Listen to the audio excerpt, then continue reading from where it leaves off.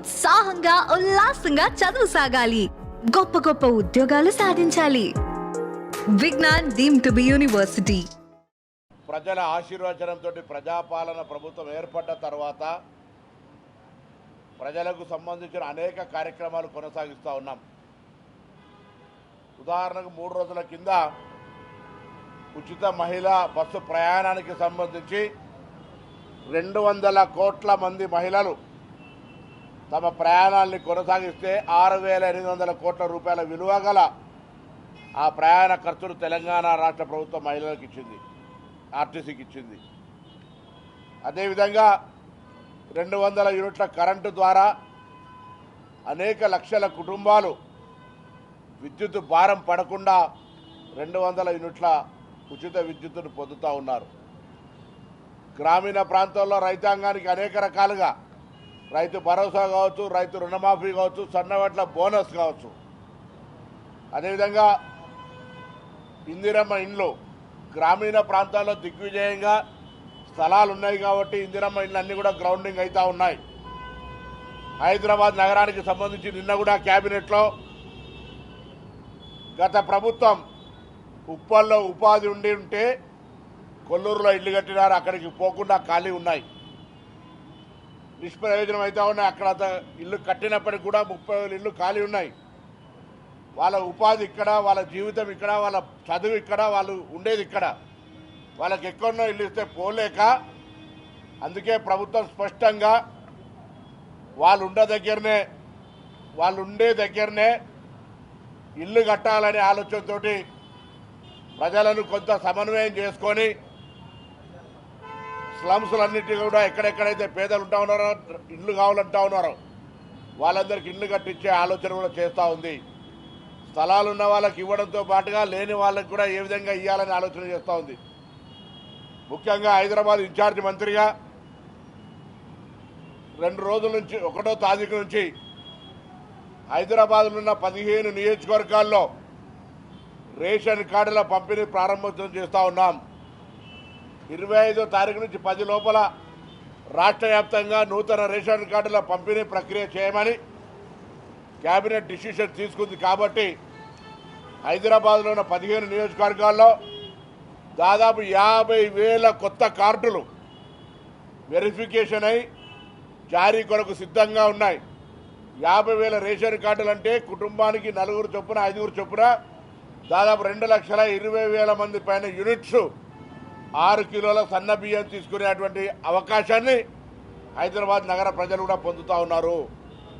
అంతేగాక దాదాపు 1,50,000 కొత్త యూనిట్స్ అంటే రేషన్ కార్డుల యొక్క ఉన్న దాంట్లో నా పేరు మీద రేషన్ కార్డు ఉంటే 10 సంవత్సరాలుగా నా కుటుంబ సభ్యుల సంఖ్య పెరిగితే కూడా ఆ సంఖ్యను అందులో నమోదు చేసుకునేటువంటి అవకాశం లేకుండే ఈరోజు ఆ విధంగా 1,50,000 కార్డుల్లో దాదాపు 2,50,000 మంది పేర్లను నమోదు చేసుకున్నటువంటి కార్డులను కూడా ఇస్తూ ఉన్నాం. రాజకీయాలకు అతీతంగా అర్హతను బట్టి ఇప్పుడు కూడా ఇంకెవరైనా రేషన్ కార్డు రాలేదు, నాకు రేషన్ కార్డు కావాలనుకుంటే ఇప్పుడు కూడా అప్లికేషన్ చేసుకోండి. 1,00,000 మందికి ఇవాళ కూడా వెరిఫికేషన్ అవుతూ ఉంది. ప్రభుత్వం సానుకూలంగా 10 సంవత్సరాలు తెలంగాణ వచ్చిన తర్వాత పడ్డ ఇబ్బందులను తొలగించాలని ఈ రేషన్ కార్డుల ప్రక్రియ చేస్తూ ఉంది. ఒకవైపు పేదలకు అవసరమైన ఇందిరమ్మ ఇళ్ళు, 200 యూనిట్ల ఉచిత విద్యుత్తు, రేషన్ కార్డులు, మహిళలకు ఉచిత బస్సు ప్రయాణం, ఇలా అనేక రకాల కార్యక్రమాలతో పాటుగా పేదల పిల్లలు, బడుగు బలహీన వర్గాల పిల్లలు చదువుకునేటువంటి గురుకులాల్లో కూడా మెనూ ఛార్జీలు పెంచి, వారికి మెస్ ఛార్జీలు పెంచి ఈరోజు వాళ్ళ విద్యకు కూడా అనేక రకాల కార్యక్రమం తీసుకుంటా ఉంది. ఈ విధంగా ఈ ప్రభుత్వం ఎన్నడూ ఊహించని విధంగా పెద్దలకు మాత్రమే పరిమితమైంది అనుకునేటువంటి సన్న బియ్యాన్ని పేదలందరికీ ఇస్తూ ఉన్నది. ఇది గతంలో ఉన్నటువంటి పరిస్థితికి భిన్నంగా దొడ్డు బియ్యం తినక తీసుకొని రీసైక్లింగ్ అయ్యే పరిస్థితి నుంచి ఇలా 100కి 100% సన్న బియ్యం వాడుతూ ఉన్నారు. ఇది ప్రజలు గమనించాల్సిన అవసరం ఉంది. హైదరాబాద్ సంబంధించి ప్రత్యేకమైన శ్రద్ధ తీసుకొని గౌరవ ముఖ్యమంత్రి గారు స్వయంగా మున్సిపల్ శాఖ మంత్రిగా అనేకమైనటువంటి ఫ్లైఓవర్సు, అండర్ పాసులు, ఎస్టీపీలు, డ్రైనేజీలు, పార్కులు, స్ట్రీట్ లైట్స్ అనే విధంగా అన్ని రకాల ప్రజాహిత సమస్యల్ని పరిష్కరించే విధంగా ప్రయత్నం చేస్తూ ఉన్నాం. తెలంగాణ రాష్ట్రం వచ్చిన తర్వాత హైదరాబాద్ సంబంధించి కృష్ణా కానీ గోదావరి నుంచి ఒక్క టీఎంసీ వాటర్ తెచ్చే ప్రయత్నం చేయలే టీఆర్ఎస్ ప్రభుత్వం. ఆనాడు గోదావరి జలాలు తెచ్చినా, కృష్ణా ఫేజ్ 1, ఫేజ్ 2, ఫేజ్ 3 తీసుకొచ్చినా కాంగ్రెస్ హయాంలో మాత్రమే జరిగినాయి. ఇప్పుడు మళ్ళీ గోదావరి ఫేజ్ 2 కింద 15 టీఎంసీలకు సంబంధించినటువంటి ప్రక్రియ కొనసాగుతూ ఉంది. హైదరాబాద్ నగరం పెరుగుతూ ఉంది. హైదరాబాద్లో ఆ రోజు ఉన్నటువంటి 540 MLD వాటర్నే ఇప్పటికి కూడా ఇవ్వాల్సిన పరిస్థితి వస్తూ ఉంది. అందుకే అండర్ గ్రౌండ్ ఏదైతే వాటర్ హార్వెస్టింగ్ ఉందో దాన్ని పెంచుకోవాలని ఇక్కడ ఉన్న హైదరాబాద్ నివాసులందరూ కూడా ఒక అవేర్నెస్ క్రియేట్ చేస్తూ ఉన్నాం. గ్రీనరీ పెంచి ఢిల్లీలాగా కాకుండా హైదరాబాద్ కాలుష్య నివారణ నగరంగా ఉండడానికి ప్రయత్నం చేస్తూ ఉన్నాం. దానికి అనుగుణంగా రింగ్ రోడ్డు లోపల ఈవీ పాలసీ తీసుకొచ్చినాం. ఫ్రీ ఆఫ్ ట్యాక్స్ తోటి ఎంత ఉన్నా ఈవీ వెహికల్స్ అన్ని తీసుకొచ్చే విధంగా చర్యలు తీసుకుంటాను. హైదరాబాద్ లోపల పబ్లిక్ ట్రాన్స్పోర్ట్ సిస్టంలో ఓన్లీ ఈవీ, సిఎన్జి, ఎల్పిజి తప్ప ఇతర కాలుష్యానికి కారణమైన వాహనాలు నడవద్దనేటువంటి సంకల్పంతో పోతా ఉన్నాం. ఈ విధంగా ప్రభుత్వం అన్ని రకాల కార్యక్రమాలు తీసుకోబోతా ఉంది. అందులో 1వ తేదీ నుంచి జూబ్లీ హిల్స్ నియోజకవర్గంతో పాటుగా అన్ని నియోజకవర్గాల్లో ఈ కార్యక్రమాన్ని ప్రారంభిస్తాం. ప్రత్యేకించి జూబ్లీ హిల్స్కి సంబంధించి కొంత ఆకస్మిక అనుకోని కారణాల వల్ల ఉప ఎన్నిక వచ్చింది. మేము ఉప ఎన్నిక రావాలని నేను కోరుకోలే. కానీ ఉప ఎన్నిక వచ్చినప్పుడు తప్పకుండా ఆ ఉప ఎన్నికల్లో ప్రజలకు మెరుగైన సేవలు, అధికారంలో ఉన్న పార్టీని గెలిపించుకోవాలనే విజ్ఞాపన కూడా చేస్తూ ఉన్నాం. అందుకు సంబంధించి కార్యాచరణ బూతుల వారీగా మా పార్టీ ప్రజా సమస్యలు అన్ని రకాల కార్యాచరణతో ముందుకు పోతాం. దయచేసి ప్రజలకు ఏ సంబంధించిన సమస్య ఉన్నా గత 10 సంవత్సరాలుగా నిర్లక్ష్యానికి గురై మీ సమస్యలు పరిష్కారం కాలేదు అనుకునేటన్నింటినీ ప్రజాపాలన ప్రభుత్వం పరిశీలిస్తుంది. వాటిని మీకు ఎటువంటి ఇబ్బంది లేకుండా చేస్తుందనే మాట కూడా ఈ సందర్భంగా మనం చేస్తాను.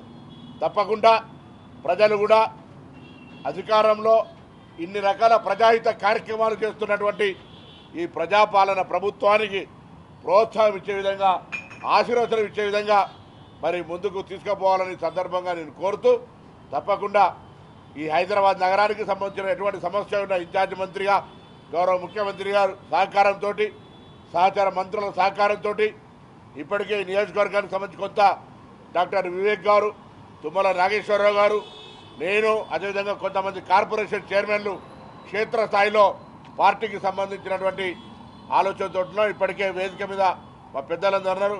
అజరుద్దీన్ గారు, నవీన్ గారు, వెంకటస్వామి గారు, సంజయ్ గారు, మా Sivasena Reddy sports authority chairman, Amit garu, Vijaya dairy chairman, దాని తర్వాత కిరణ్ గారు,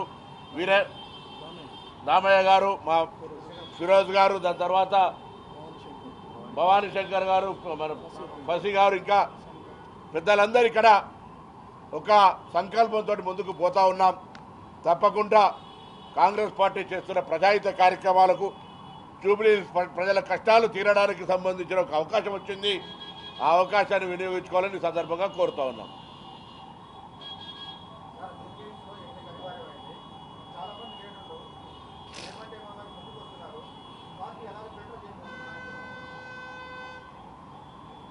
అభ్యర్థుల ఎంపిక మా చేయిలోది కాదు, ఏఐసిసి చూసుకుంటుంది. కానీ ఒక మాట మాత్రం స్పష్టం, అభ్యర్థులు స్థానిక జూబ్లీ హిల్స్కు సంబంధించిన వాళ్ళే ఉంటారు. బయట నుంచి అభ్యర్థుల దిగుమతి ఉండదు. స్థానికంగా ఈ జూబ్లీ హిల్స్ ప్రజలతో వివిధ హోదాల్లో, వివిధ సందర్భాల్లో కష్టపడుతున్నటువంటి వాళ్ళకు సంబంధించిన అవకాశం, టికెట్ నిర్ణయం అనేటువంటిది పార్టీ నిర్ణయిస్తుంది. బట్ బయట నుంచి ఆశిస్తున్నటువంటి వాళ్ళు ఎవరికి కూడా ఇక్కడ అవకాశం ఉండదు అనేటువంటిది పార్టీ ఆలోచన. ఎందుకంటే కన్ఫ్యూజన్ ఉండద్దు, ఎటువంటి దాని లోపల మళ్ళీ అందరూ కూడా ఇక్కడ ఆశావాహులు కూడా అందరు కలిసి 7 డివిజన్లలో తిరుగుతారు, పార్టీని బలోపేతం చేస్తారు, ప్రజా సమస్యలు పరిష్కరిస్తారు. పార్టీ సర్వేల ద్వారా, పార్టీ నాయకత్వంకు ఉన్నటువంటి సమాచారం ద్వారా పార్టీ నిర్ణయిస్తుంది. కానీ బయట నుంచి ఎవరు ఆశావాహులకు సంబంధించి ఇక్కడ ఈ జూబ్లీ హిల్స్ ఉప ఎన్నిక లోపల అవకాశం ఉండదు. అదే పార్ట్. అందుకే నేను చెప్తాను, ఫస్ట్ మీరు అడుగుతున్న దానికి ఒక ప్రిలిమినరీగా స్థానికంగా మాత్రమే అవకాశం ఉంటుంది. స్థానికంగా కష్టపడి పనిచేస్తున్నటువంటి వాళ్ళ నుంచి అభ్యర్థి ఉంటాడు.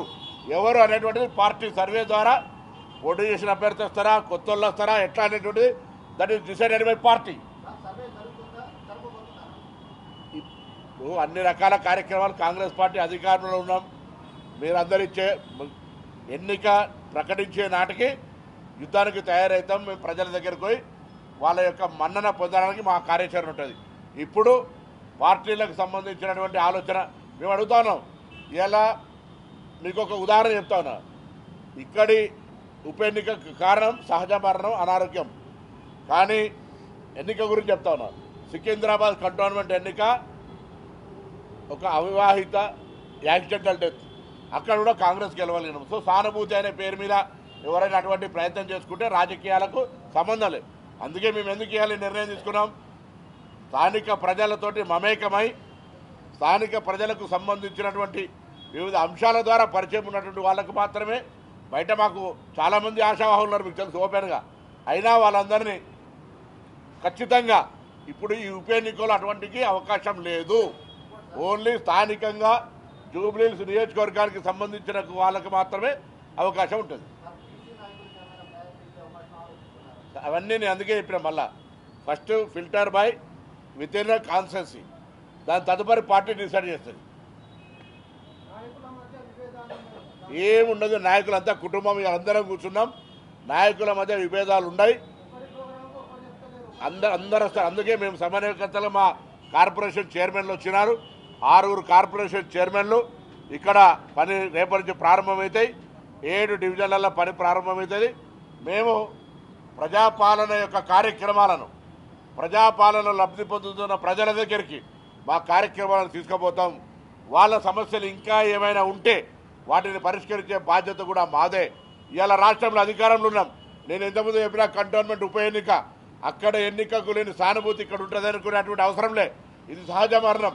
వారి మరణం పట్ల చింతిస్తూ ఉన్నాం. మేము కూడా హాస్పిటల్కి పోయినాం, వారి అంత్యక్రియలకు వచ్చినాం. అది ఇష్యూ వేరు.